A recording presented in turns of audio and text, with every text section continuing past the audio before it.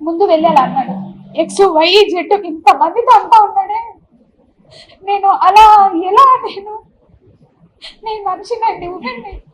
ఇష్టపూర్వకంగా నేను ఒక మనిషితో ట్రావెల్ చేసే హక్కు నాకుంది. నా ప్రైవసీ రైట్స్ అన్ని మీరు తీసుకోవాలి. ఈరోజు పని చేసుకుంటారు ఇష్టం వచ్చినట్లుగా. నేను చావన్నా, నేను చచ్చిన నా చావుకి కారణం ఎవరైతే ఎలిగేషన్స్ వేశారో వాళ్ళే అవుతారు. నా బిడ్డలకి వాళ్ళే రెస్పాన్సిబుల్ అవుతారు. ఎందుకంటే బ్రతకడం ఇంకా తెలిసిన వాళ్ళు, తెలియని వాళ్ళు, ఫ్రెండ్స్. జాబ్ లో చాలా అంటే చాలా చామింగ్ గా పనిచేసేదాన్ని. అందరూ ఎంప్లాయీస్ కూడా నేను వెళ్తున్నానన్నా కూడా ఏ రికార్డ్ చూస్తుందో ఏంటో అనే భయంతో ఉండేవాళ్ళు. ఇప్పుడు ఇంకే ఆఫీసర్స్ ముందు వర్క్ చేయాలి, నేను ఉద్యోగం కూడా వదిలేసి వెళ్ళిపోవాలి. గవర్నమెంట్ ఉండదు, ఏ గవర్నమెంట్ అన్నా రానియండి, గవర్నమెంట్ ఆఫీసర్కి సంబంధం ఉండదు.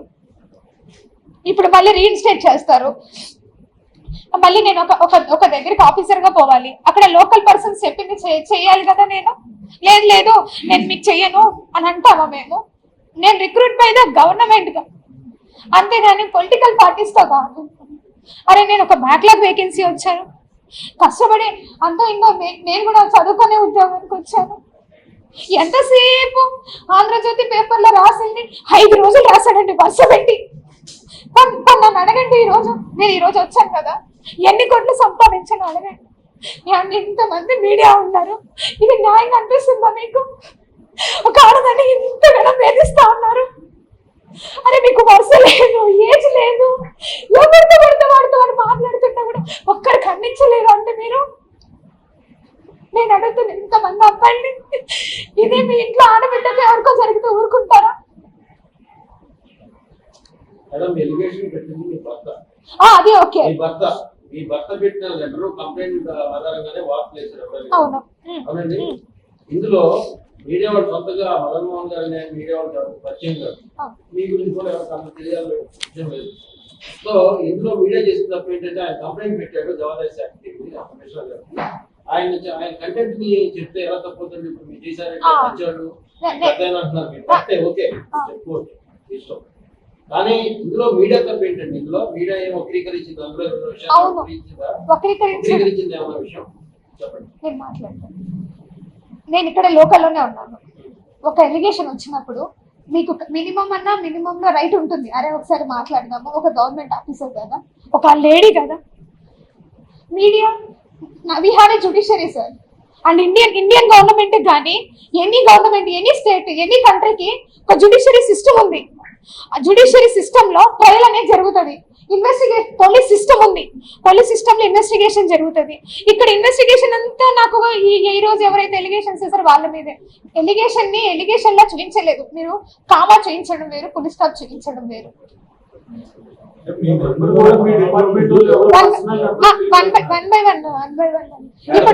ఇప్పుడు ఆ లెటర్ డిపార్ట్మెంట్ కి ఇచ్చారు కదా, డిపార్ట్మెంట్ నుంచి లెటర్ కమిషనర్ గారికి ఇచ్చానని అంటారు. బయటకి లెటర్ ఎలా వచ్చిందని నేను ఏమైనా తెలుసుకోవచ్చా? నాకు ఏమన్నా రైట్ ఉందా? అలా వస్తుందా డిపార్ట్మెంట్ నుంచి బయటకి లెటర్? ఆ మదన్ మోహన్ ఏమన్నా మీకు లెటర్ ఇచ్చున్నాడా?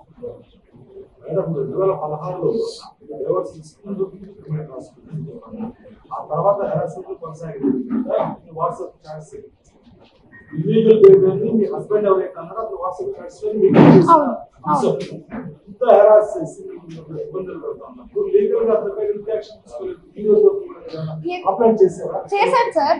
ఎప్పుడు అంటే ఇన్ని రోజులు నా ఇద్దరు బిడ్డల కోసమే నేను అతన్ని అడుక్కొని ఎందుకంటే ఇద్దరు ఆడపిల్లలు సార్. నాకు ఒక బిడ్డలు ఉంటే సరే ఒక షర్ట్ ఒక ప్యాంట్ వేసి వదిలేసి ఉండొచ్చు. ఇద్దరు ఆడపిల్లల కోసం వద్దు నువ్వు ఆగు, ఎందుకంటే నేను నీకు ఎన్నోసార్లు బతిలాడాను, దానికి తోడు నువ్వు ఎన్నో తీసుకున్నావు మా దగ్గర నుంచి అని అడిగిన. ఇప్పటి వరకు ఆయన బయటకు పోలే, ఎప్పుడు కూడా బయటకు పోలే. అన్ని ఒప్పుకొని మ్యూచువల్ డైవర్స్ వచ్చి సంతకం పెట్టినారు. ఎప్పుడైతే మరి ఆయన్ని ఎవరు ప్రొవోక్ చేశారో నాకు తెలియదు. వెంటనే డిపార్ట్మెంట్కి వెళ్ళి కంప్లైంట్ పెట్టాడు. దెన్ నా పేషెన్సీ పోయింది సార్. ఇంకా నా బిడ్డలు ఆయన బయట పెట్టాడు అంటే నన్ను పెడితే నా బిడ్డల్ని పెట్టినట్టే. ఇంకా నాకు కూడా మనసు ఇంకెలా ఉంటుంది మీరు ఆలోచించండి. సో దట్ నేను ఇంకా వెళ్ళి ఇమీడియట్ గా వెళ్ళాను సార్. రాత్రి 10:30కి దిశ పోలీస్ స్టేషన్కి వెళ్ళిన నేను లాగిన్ చేసి వచ్చాను నా కంప్లైంట్ ని. తర్వాత మరుసటి రోజు పోయి గవర్నర్పేట PS లో పెట్టినాను. CA గారితో కూడా చెప్పేసి వచ్చిన. ఫోన్ చేశారు, ముందు రోజు కంప్లైంట్ పెట్టున్నాడు, మరుసటి రోజు ఫోన్ స్విచ్ ఆఫ్ అయినది. మేడం గారు, SI గారు అక్కడే నా ముందే 4 సార్లు కాల్ చేసింది, ఫోన్ స్విచ్ ఆఫ్. అధికారిగా ఒక రాజకీయ నాయకుడు అంటే ఒక విజయసాయి ఆయన పోస్టింగ్స్ కి మీరు ఎలా రెస్పాండ్ అవుతారు?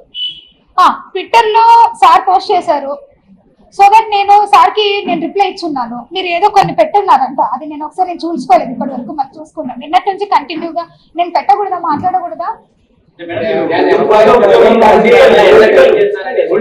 అంటే ప్రభుత్వ ఉద్యోగం అయితే ఫ్రీడమ్ ఆఫ్ స్పీచ్ నాకు లేదా? సర్వీస్ రూల్స్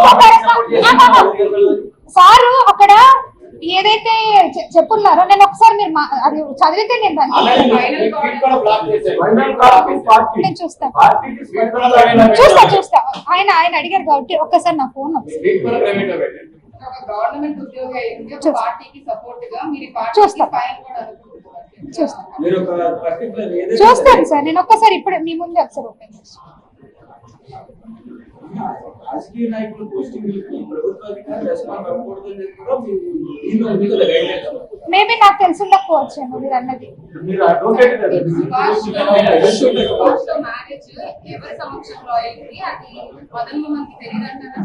మదన్ మోహన్ కి తెలియదండి, మదన్ మోహన్ తెలీదు. లేదు, నేను మ్యూచువల్ డైవర్స్ ఫైల్ చేశాం కదా సార్.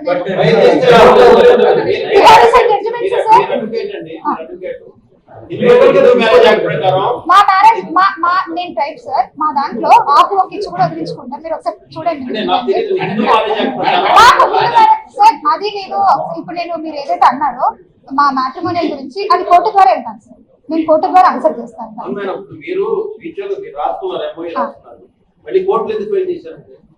నేను చెప్పేటప్పుడే కన్ఫ్యూజన్ లో చెప్పాను సార్. కోర్టుకి మ్యూచువల్ ఎందుకు వెళ్లాల్సి వచ్చింది అనేది కూడా చెప్పాను నేను. కాదు మేడం, మీరు రాజ్యాంగ ప్రకారం మాట్లాడుతున్నారు, మరి డైవర్స్ కూడా రాజ్యాంగ ప్రకారం అంటారు కదా, మీ సాంప్రదాయం ప్రకారం వెళ్ళినా కూడా పర్మిషన్ టైంలో కోర్టు అప్రోచ్ అవ్వాలి కదా. 2016లో రాసుకున్నాం కదా సార్. 2016 డిసెంబర్ ఎండింగ్ లో రాసుకున్నాం, అంటే 2017 నుంచి అనుకోండి. 2019లో ఆయన ఫ్లై అయినాడు. ఆ 2 ఏళ్లలో పిల్లలు ఉన్నారు కాబట్టి ఆయన కంపల్సరీ పిల్లలకు చూసుకోవాలి. నేనైతే ఎలాగో కంప్లీట్ గా పక్కకే ఉన్నాను, నేనేం ఆయనతో కలిసి ఏం లేను. మీరు అశోక్ నగర్ లో వెళ్ళి ఎంక్వైరీ కూడా చేయొచ్చు.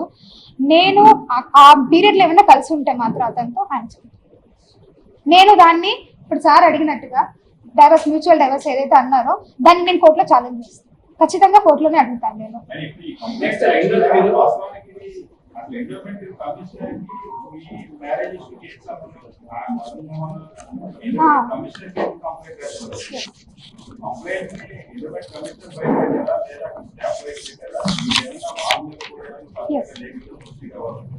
Yes sir. ఒక డిపార్ట్మెంట్ కి, మా డిపార్ట్మెంట్ కాదు సార్, ఎనీ డిపార్ట్మెంట్ కి చాలా టపాస్ వస్తా ఉంటాయి.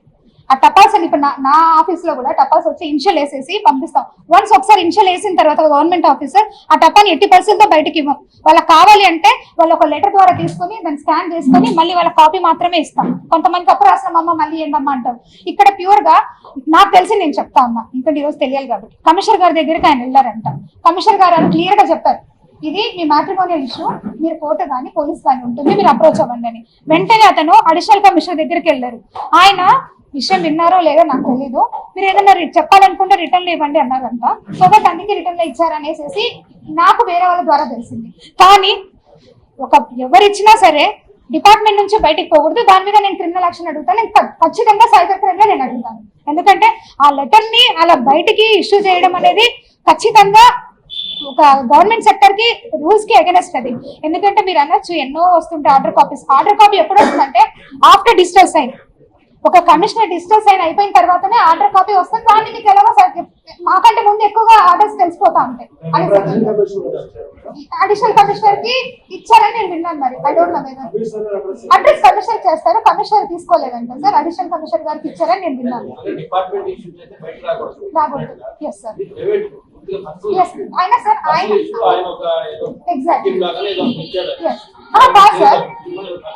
ఆయన నా మీద ఇష్యూ ఉంటే ఖచ్చితంగా he have a judiciary, he must be approach to judiciary. ఎందుకంటే ఆల్రెడీ నువ్వు ఒక జ్యుడిషియరీలోనే మనం ఫైల్ చేస్తున్నాం, నువ్వు మళ్ళీ అదే పోవాలి కదా. నువ్వు మళ్ళీ గట్ల క్రియేట్ చేయి. చేయడానికి కారణం ఏంటంటే దేవాదాయ అది నాకు తెలుసు సార్. అంటే మీరు ఆ లెటర్ పూర్తిగా చదివితే ఉంది కదండి, అది ఎలాంటి దేవాదాయ శాఖలో లేదో అమ్మా ఆ. అనైతికల్ పర్సన్స్ Yes. డిపార్ట్మెంట్ అలా అది అడిగినాడు సార్ లాస్ట్ లో. లాస్ట్ లో అడిగినారు sir. I humbly request the endowments office, please put up inquiry, let me know who is the real father. I'm wondering being such a scared and hostic endowment department. Okay, ikkada inquire and let me know who is the father. This is job to the judiciary. The job is by the judiciary. నేను ఒక నిమిషం చదవనియండి. అతను ఇలాంటి department లో, ఇది ఒక పవిత్రమైన department లో ఒక అనెతికల్ పర్సన్ ని ఎలా ఉంచారు అనేది అతను ఎలిగేషన్ ఇప్పుడు